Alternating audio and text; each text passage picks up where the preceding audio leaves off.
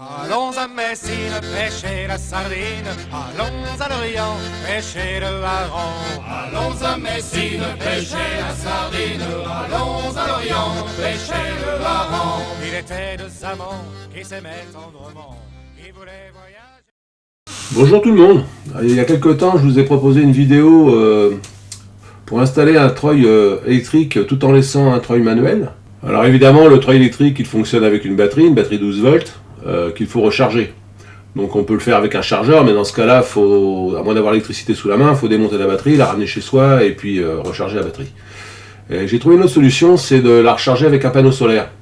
Alors c'est valable pour ce système-là, mais c'est valable pour n'importe quelle batterie 12 volts. Alors quelle puissance pour ce panneau solaire? Il en existe différents modèles. La puissance sera indexée sur la taille du panneau solaire, donc on ne veut pas trop s'encombrer. Moi j'ai pris un 50 watts. Je vous conseille de ne pas trop descendre en dessous, parce que sinon ça va mettre un temps infini à charger. Un panneau solaire ne fournit pas un courant stable. Ça dépend de l'intensité du soleil, de son orientation et de beaucoup d'autres paramètres. Donc pour avoir quelque chose de régulier, il faut un contrôleur de charge solaire. Il aura aussi pour fonction d'éviter toute surcharge ou tout court-circuit. Il protégera la batterie. Alors pour connecter tout ça de façon pratique, j'ai installé une prise allume-cigare femelle sur le coffre de la batterie qui est reliée à la batterie et une prise mâle sur le panneau solaire. Enfin plutôt sur le contrôleur de charge solaire. Petite précaution à prendre due au fonctionnement du contrôleur de charge, c'est qu'il doit d'abord être relié à la batterie avant d'être relié au panneau solaire. Ceci pour qu'il ait les informations nécessaires sur la charge qu'il doit envoyer. Et pour le protéger également, puisqu'apparemment ça peut l'endommager. Pour cette raison, j'ai placé un interrupteur entre le contrôleur de charge et le panneau solaire. Si bien que quand je branche la prise allume-cigare, le contrôleur a les informations sur la batterie. Et une fois qu'il a les informations, j'appuie sur l'interrupteur, sur ON, et là, le panneau solaire envoie le courant sur le contrôleur de charge. Bon, mais ça c'est un détail, c'est moi qui ai bricolé ça, c'est pas forcément nécessaire, si vous respectez l'ordre de branchement, il n'y a pas de souci. Donc j'ai branché ma prise allume-cigare femelle qui sera fixée sur le coffre, sur la batterie, en respectant les polarités bien sûr, plus et moins. Alors là je branche la prise allume-cigare, donc du coup,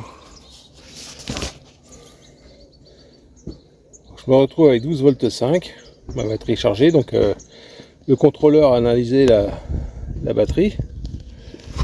Je peux appuyer sur ON. Et on peut constater que ça charge. Normalement, la tension doit être plus élevée que celle de la batterie pour pouvoir la charger. Alors j'ai emballé le contrôleur de charge dans du film étirable alimentaire, c'est pour le protéger de la pluie. Bon, ils disent qu'il est étanche, mais je vois pas trop comment c'est étanche avec les vis qui sont apparentes et tout ça. Donc je préfère le protéger. Un détail mais qui a son importance, c'est que par défaut il est réglé sur des batteries cadmium et il charge à 12 volts et demi, ce qui n'est pas suffisant pour des batteries à plomb. Il faut bien aller dans les paramètres dans le menu de l'appareil pour régler les batteries à plomb. Et là il va monter à 13-14 volts. Alors on a une tension correcte pour la charger.